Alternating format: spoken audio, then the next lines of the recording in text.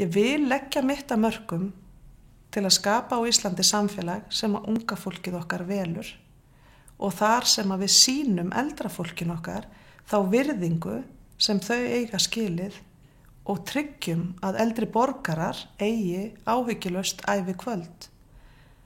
Við erum ríkt samfélag. Hér er allt til staðar til þess að við eigum gjöfult og gott líf fyrir alla.